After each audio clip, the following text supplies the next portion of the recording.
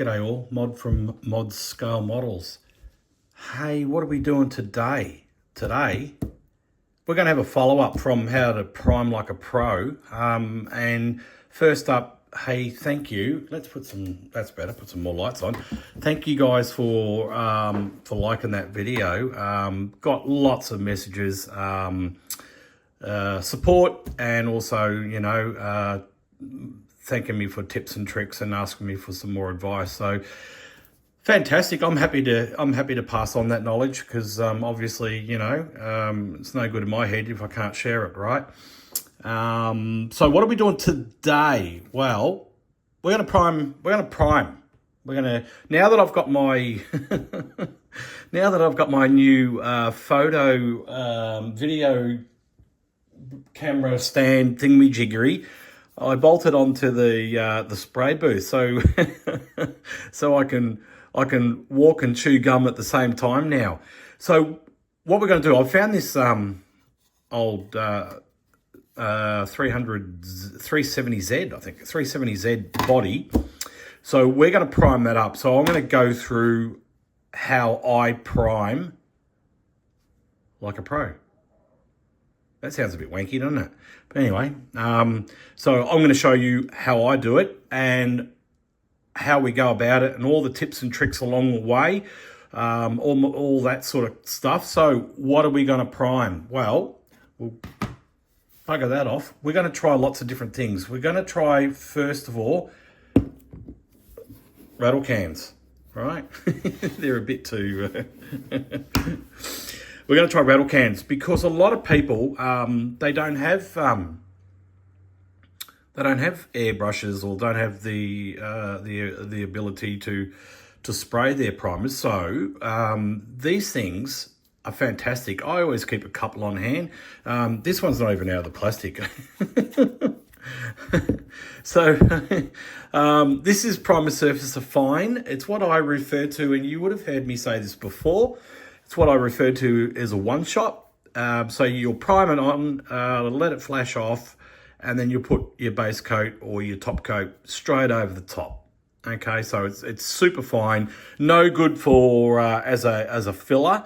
All right, it's super fine. It's probably the equivalent of Mr. Surfacer 1200. I don't know. I've never really compared the products before, but I'm tipping that they're going to be pretty similar, right? Same, but different, right? So we're going to give that a crack. And also I've got the general purpose primer surfacer, which is, look, it's in between what I call a high build and a fine. So it's good. It does fill in fine scratches and small blemishes in the paint and that sort of stuff. Not bad. Not a bad product. I always keep a can on hand because you know what it's like, eh? Sometimes you can't be bothered running primer through the gun and cleaning it up. So this stuff it's handy. I don't use this one very often, hence why it's still in the plastic. But we'll crack it open today and get into it. The fine, yeah, look, I use that occasionally. If and I'll go into later on. I'm going to do a full. I'm going to paint this thing fully. All right, and we'll cut and polish it. We'll do the whole works to this sacrificial body, right? We'll get it looking schmicko on the deco, right? And I'll show you where this little product can come in handy, right? When we're just about ready to paint. Okay, so I'll go through these in details. I don't have any other of their primers in stock. They've got different colors. Which is important, right? Different color primers are pretty important. But I've only got these two in the Tamiya, so we'll give them a crack. We'll give some of these a crack. We'll probably pick one because at the end of the day, the technique for spraying is no different. So we'll give them a crack. We need something to mix up a little bit of primer. Right, as you can see, I mean, we don't need much. We're airbrushing, so we don't need much. So we'll make up some primer and some Mr. Hobby leveler, which I didn't bring over. Oh, and one of these. We're going to stir it up. So we're going to need to stir it up, and that's pretty important. So when we get into that stage, I'll talk you through all of this in detail. So I'll get set up. I suppose the first thing I need to do is, oh God, this is boring. I need to rub this down, right? So I'll go ahead and prep that. You don't need to listen to me waffle on while I'm rubbing this down. So I'll get this rubbed down as if we're getting it ready for primer. And then I'll come back and I'll tell you what grades I'm using. So, and this has been painted before. I think I just did a test on some base coat spray. So that's okay. We'll give it a good rub down because we're gonna make this body pop the best we can. So, all right, back soon. All right. So, hey, I just had a thought, right? Before I go ahead and rub this down, let's address sandpaper prior to priming. Yeah, right. I'll give the example of this one, okay? Because every body prep is probably a little different. So this is a general idea, okay? Right. To look at the body, look, it's not bad. It's got a couple of scuff marks. Yeah, there's a bit of crap in the paint, and yeah, look, it's looking a bit. It's been sitting in the bottom of my drawer, some junk, so it's seen better days, right? So, what would I rub this down with? Well, I would start, because it's so rough and it's been primed, I probably would start between a 600 and 800. Okay, 600 might be a little coarse. I've run out of 800. Icky Sticky, help me out. I've run out of 800 because the stuff's fantastic, and they're a partner sponsor of mine, Icky Sticky. So I'll declare that up front. Okay. So for the exercise, yeah, I'd start with 600 and then go over to 800. All right, and then I'd finish. Right, if I'm going, sorry, I didn't explain myself. If you're using the primer surface of fine, okay, so I'll put that there. All right, if you're using the primer surface of fine, I'd start with 800, 6 to 800, get it all back looking schmicko, right, and then I'd finish with the 1,000. All right, finish with the 1,000, and then I'd go my one shot. All right, I reckon my experience would tell me that I'm better off with the high build primer, but that just for the exercise, right? If it was a brand new body straight out of the box, then I would just I'd just go to 1,000 and give it a scuff down with 1,000, right? Now, if you go any higher, right, can happen. If you went to a 1,500 or higher, right, you're making it hard for the primer to grip, okay? So sometimes, you know, you see guys online and they're rubbing it down as fine as possible. Yeah, nah, you've got to use these things what they're designed for, right? And they're designed to allow the primer to etch to the surface, right? Without getting all technical and stupid on you, that's what it's for, right? Because you don't want it too fine. So can you rub down too fine? Yes, you can. Consequences, yep, definitely. You can make it too shiny and the primer won't stick, right? And where can you see the results of that? Trying to fit tail lights in, headlights in, and you're getting cracked edges because there's nothing for the primer to grip to, right? All right, so 1,500 for any of the primers, finishing in 1,500, nah, too fine, right? The best, my opinion, the best is 1,000 to finish off. It's the right grade, and yeah. So I just thought I'd share that with you on the fine. I'll get set up on the heavier duty primer, and we'll go over that as well. All right, well, we're set up with the primer, as in the semi-high build to high build primer. So pretty much the same, right? If you rub it down with 600 and don't go up a grade, you've got you're opening yourself up to scratches that'll show through. So if you were rubbing down, say, with 400 grit to 600 grit, it's a bit too coarse. Okay, it's a bit too coarse, and like I said, your scratches are going to show through on your top coat. Okay, if for some reason you've got a lot of primer on and you really need to knock it off, 600 will be fine. You know, you don't need to go down to 4. 600 would be fine. Or when I say don't go down to 4, if you've got an old piece of 400, either sandpaper or sponge, right? If you've got an old piece, it's probably equivalent to about 800 or something anyway, right? So you could probably do that. But just be mindful of the lower grade, the higher the scratches, without getting too technical. Okay, so ideally, even once you've knocked it down with, say, 800, right? Or if you've gone 600, finish with 800, and same deal again, just finish off with 1,000 on the high build primers as well. So, and then that's a beautiful surface and it's ready for paint. I hope that makes sense. So I know I've just washed over the top, but the takeaway with sandpaper, don't go too fine, don't go too coarse. All right, you got to find that sort of medium, and the medium for primer prep is 800-ish is the medium rub down with 1,000 finish. Then you're guaranteed you're not going to get your scratches coming through. I hope that makes sense. Right, we'll get on to the next bit. Right. So what have I done? I found a little bit of 800.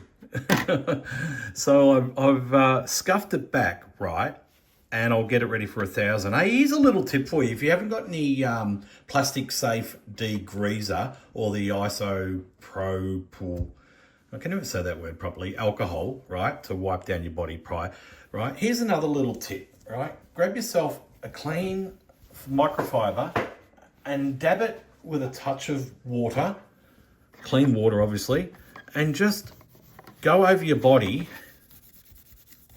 right? Nice and clean, right?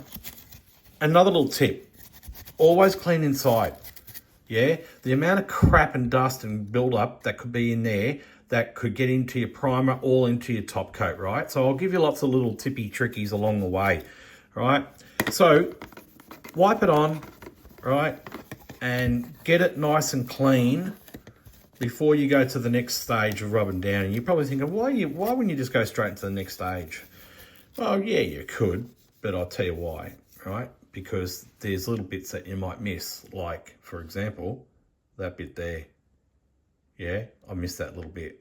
So I need to rub that bit down with the 800, and I think there's another little bit there. So, you know, take your time, because painting, it's all about prep. Prep. We used to say it to the apprentices all the time. For those that don't know, I'm a qualified automotive spray painter by trade. No longer practicing the art on the real cars, just on the plastic cars. So we used to say to the apprentices all the time, and I've had hundreds of them over the years, prep. It's all in the prep, right? The more prep you put in, the better the outcome. So there you go. So there's a little dad lesson for you. So we've got it wiped down. It's really important. I'll show you. Yeah, let's do it. Let me find. Where are you? Oh, hobby knife. I'll show you how what I do. Right, so I just grab a sponge. I like the sponges. I mean, I have different types of sandpapers for different courses, horses for courses, so to speak. Right, so I just go like that and like that. You don't need to use the whole pad, right? You don't need to. You just use what you need, and it's there to go again for next time. So that's the 1,000, right? So you'll probably find that I'll probably go to get that mark out. Let's give it a crack, eh? Right, now, where's Pointer? Pointer. Pointer. Right. I don't know if this is going to come out really good, but all right, what am I looking at? Right, if I was to stop right now, and this is great, this is fantastic to show you guys, right? If I was to stop right now, what am I looking at, right? I'm looking at a high spot.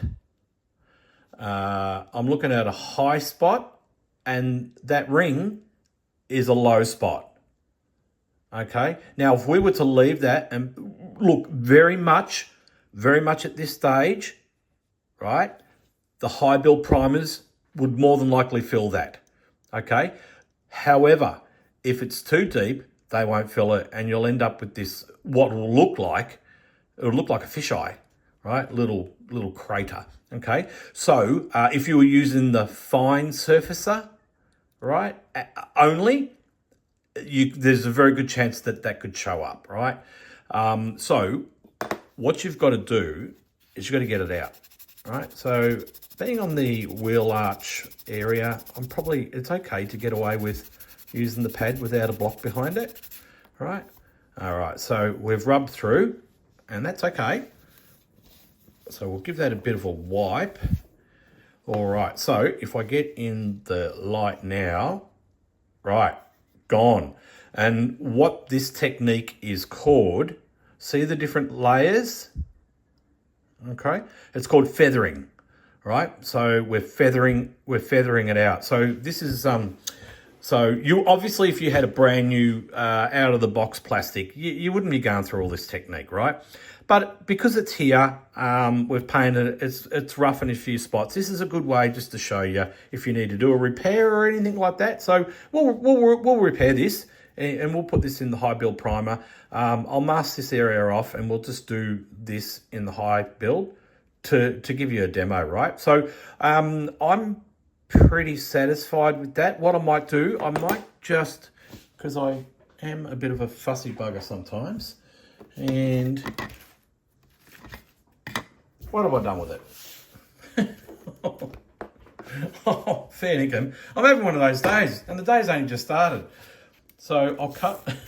I think it dropped on the floor. Oh, jeepers. So I got another little bit of 1,000 in the pad. So what I'll do, right? I hope you guys can see that okay. I'll just nice and gently just feather. So what I'm doing, I'm using my fingers as a block, right? Now, if you were to put a hard block on that, you could end up putting, where's Pointer? Pointer. Jeez, I can't find anything. There he is, Pointer. If you put a hard block up in here, you've got to be super careful, okay? And I don't think you need to. On this particular instance, you don't need to. And we're not rubbing fillers down or anything like that, or putty. So use your fingers like a block, right? And just keep it flat. Let the sandpaper do the work, yeah? Let the sandpaper do what it's designed to do. So all we're doing is just applying a little bit of pressure, right?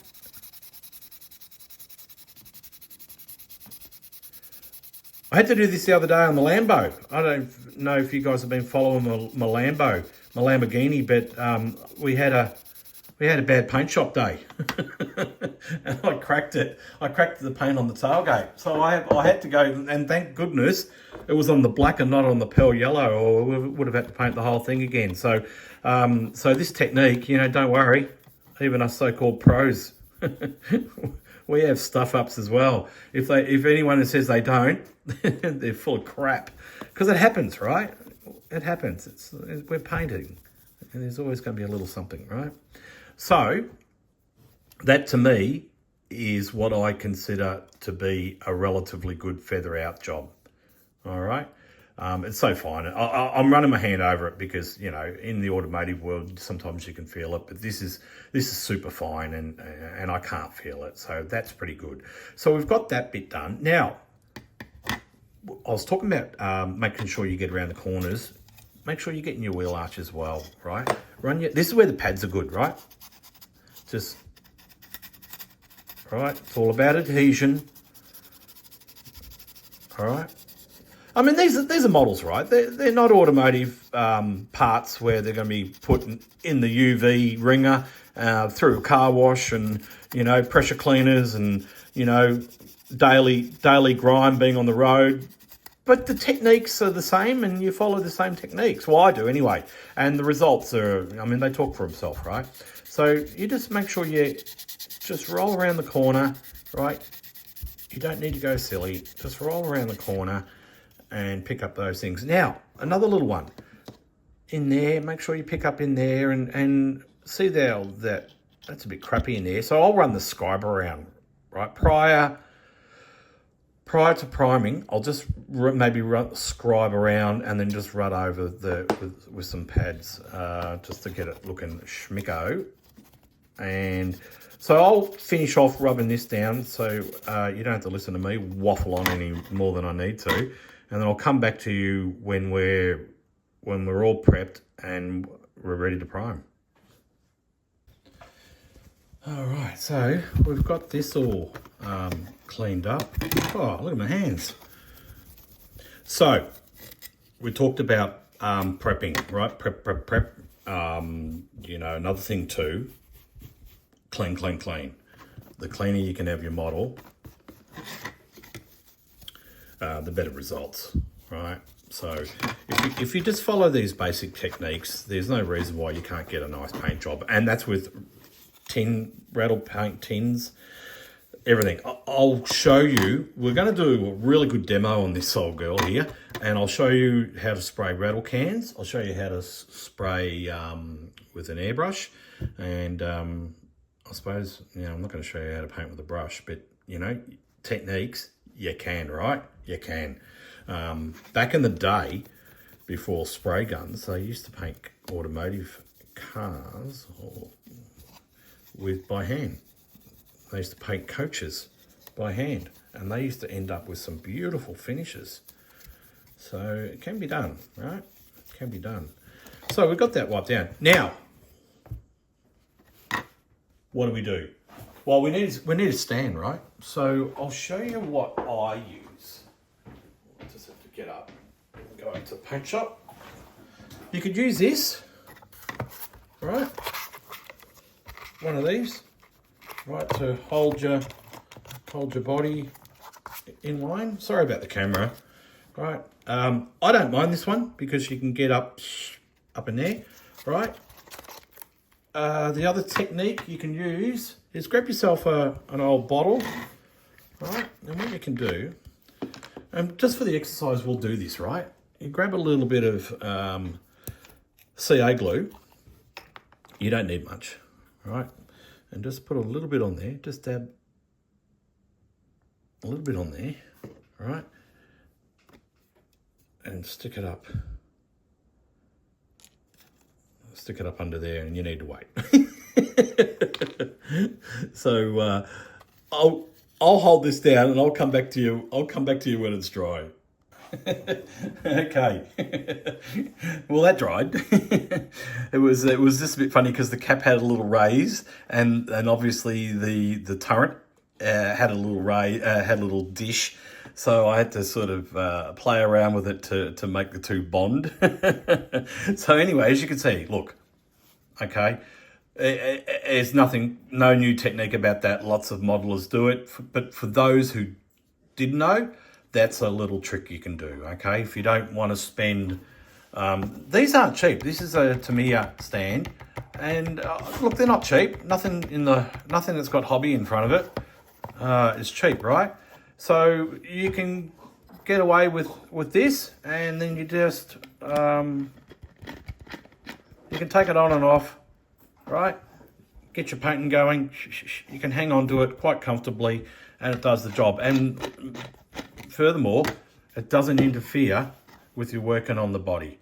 All right, so I am just about ready to, I'm just going to run around with the scriber, and then what I'm going to do for this exercise, I'm just going to mask off this area, and we're just going to prime this quarter panel, and we're going to use the rattle can. Yeah, we're going to do the high build with the rattle can, and I'll talk you through some of the techniques for that as well. So back to you shortly. Alrighty, we're in the booth. We're happening. So, first thing, you've seen me use this before. Hey, I went over with the scriber as well. It's an old body, and it ain't going to be fantastic, this build, because it really needs to be paint stripping for the purpose. Now, I've deliberately scribed in here. I don't know if you can see it. I was running around with the scriber and I thought, oh, I'll scribe it up. And I rubbed it down to make it look like, yeah, got rid of it. And we'll see how good the primer works. So give her a good clean, right? Give your brush a good going over. Right, now rattle cans, right? You really want to shake them vigorously, right? At least 5 minutes, right? 5 minutes minimum, and between coats, give them a quick go, right? Now the reason why you do that is it helps with the atomize and the pigments and the solvents. Gets them all mixed up, gets them ready to go without getting all technical on you. Right, so let's give that another quick go, and then we'll start. I always start with the roof. It's a light coat, and you'll probably notice I get on the angle to see the gloss level, right? If you just hold it there and don't get on the angle, look at your gloss level, right? So, all right, so we'll get on to the next bit.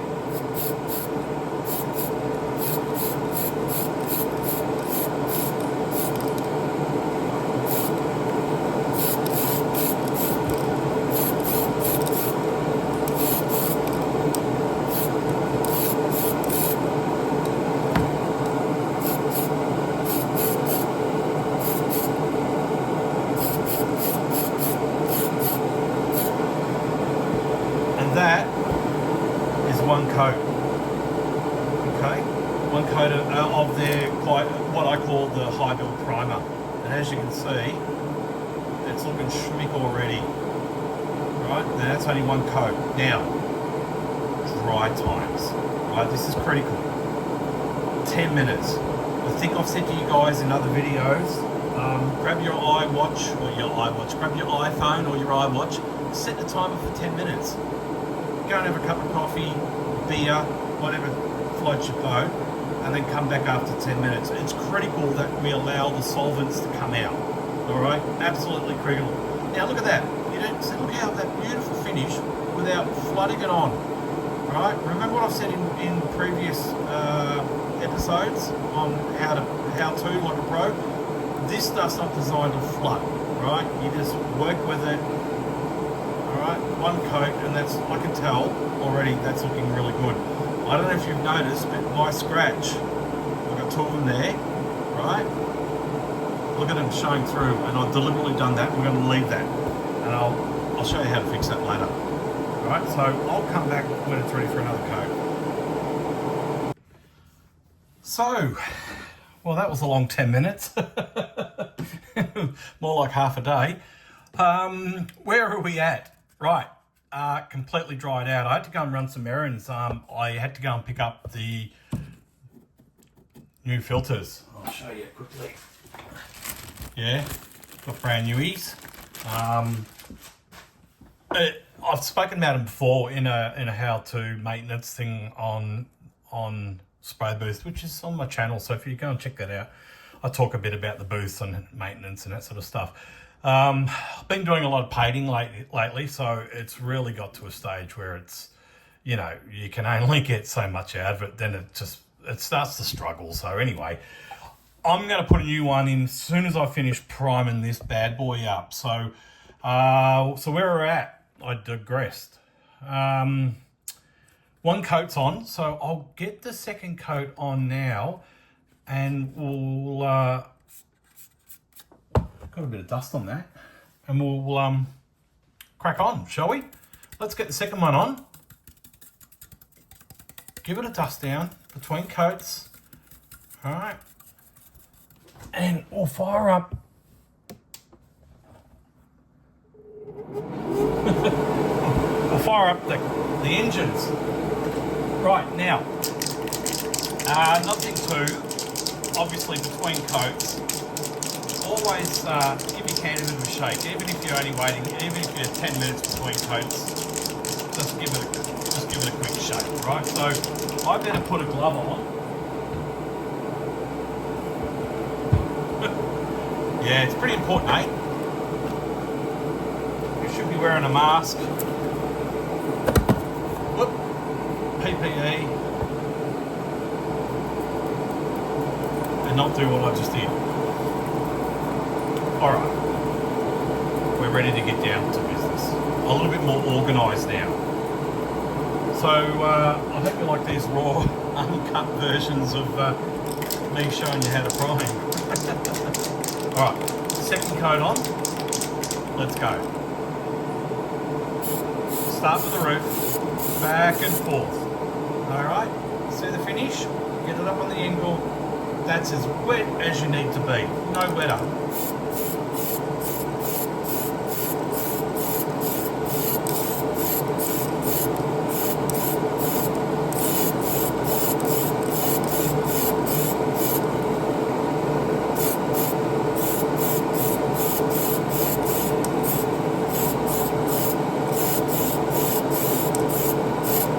That's it. Okay, that's 2 coats. And I don't know if the camera can make out, but it's not going anywhere near filling those scriber marks. Probably would have been excessive on the old show, what could happen. And I probably could have put it in a better spot than down there. So I've created more work for myself. Anyway, that's all good. I'm just going to put a little bit under. I forgot, I'm too busy talking.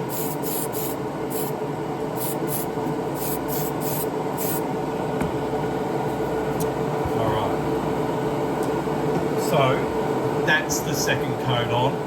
I'll go ahead and get the rest of the coats on. Probably going to give it, don't know how many coats yet. I'll get back to you on how many coats I'm going to give it.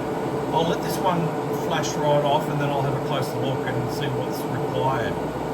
Anyway, get back to you shortly. Right, second coat done. I've had a good look at it and I'm just going to go the 3 coats. Ideally, first coat's your tack coat, second coat's your wet coat, and your third and final coat should be enough, particularly when you're using Problem Surfacer L. You don't need any more than 3 coats. I'll show you in my Fat Boy build series, I show you a different technique with the primer. So I end up spraying like 7 or 8 coats over the course of the build, but I'm rubbing it right back between coats, and it's a very different technique to this technique. So make sure you pop over and have a look at the Fat Boy build series, because there's a lot of good stuff in there too. But I'll give this one more coat, and then I reckon we're going to call it.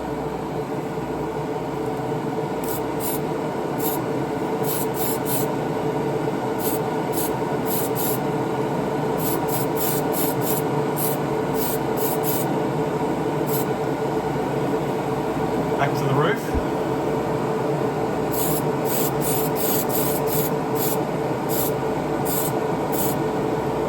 I'll do the tailgate this time and come all the way down. Come across.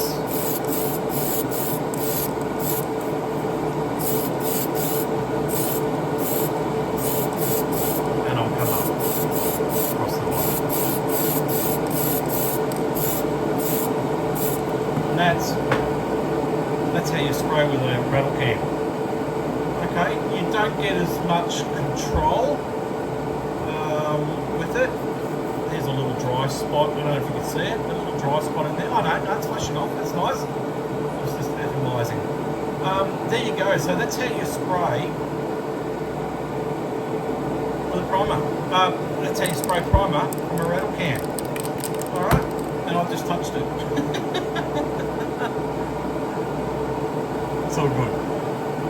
So there you go. So the next video, or the next stage we'll do is I'll show you how I airbrush in a primer gun. So we'll get all this rubbed right back, and then I'll give it a nice coat of maybe the Mr. Hobby 1200, and then she'll be ready for paint. Oh, before that, we've got to fix up that. So when it's completely dried out, I'll show you how to fix that. Okay, well, where are we at? Let's get that off. She's all primed up, and she looks okay for an old model that's been sitting in the cupboard and being banged and clanged around. It's come up really good. So where are we at right now? We're going to, I'm going to show you, if you've got little marks in your primer, I'm going to show you a little tip. Now, most people will know this, but some people don't, right? So grab your Sharpie and I'll get it in the right light. And I went a bit nutso with describing, right? Just to show you guys. And like I said before, could have done it somewhere else. Bit easier. I've done it in the most technical hard spot, right on the panel lines, on the gaps, sorry. So, I digress. Sharpie, just put it straight over that mark that you think you need to get rid of, and then just quickly have a look at it and see if you can see anything else that you think, oh god, that's a bit crap. Got a little bit of in the panel line there, in the door gap, but remember, I don't know if it was in this episode or previous episode I talk about, no, it might have been on the Fat Boy build. Hey, don't forget to go over to my Fat Boy build, because lots of tips and tricks, a complete detail on how I build a custom build model that I'm going to take to the show. So I cover Sharpies and inside gaps, right? You don't want to get it in there because it'll bleed through your primer. So that looks pretty good for the exercise. So that's done, right? Now that's dry. So what I'll do, I'll just grab some sandpaper, and we'll grab a little bit of,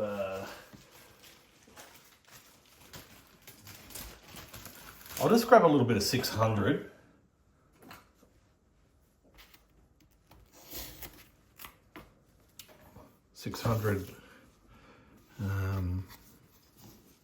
Pad, sponge, and I'll just quickly rub it. Okay, now, right, where's my pointer? Now, this goes to show, hopefully you guys can see that, okay? Let me just, all right. You can just see it's almost gone. So what that tells me is that this high build primer that I use, the Tamiya, right? The Tamiya primer surface, the normal one, I call it the high build, has shrunk down into that panel, into that scribe mark, and it's obviously dried. It's been dried for a few days because I've been doing a few other things, right? So you can actually see the guide, see how it's still sitting in there, right? It's acting like a guide coat, right? So if you just keep on rubbing,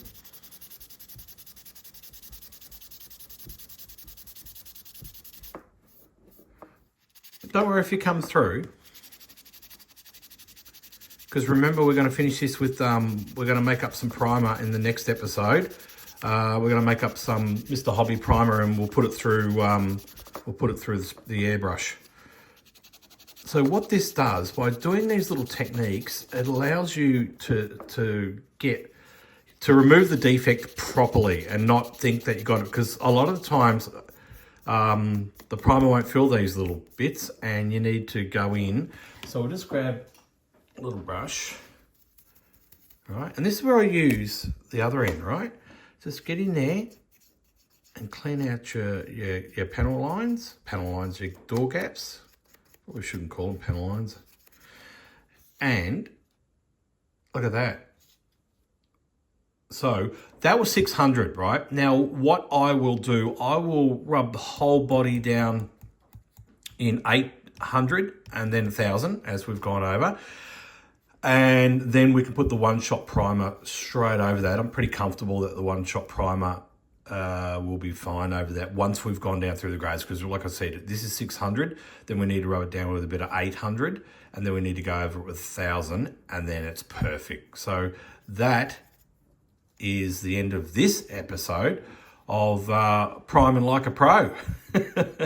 So if you like this stuff, like and subscribe and leave a comment, and I'll definitely get back to you. So there you go. So in the next episode, we'll get the body ready for paint, yeah, and then we'll go a whole lot on how to do to spray paint like a pro. All right, cheers.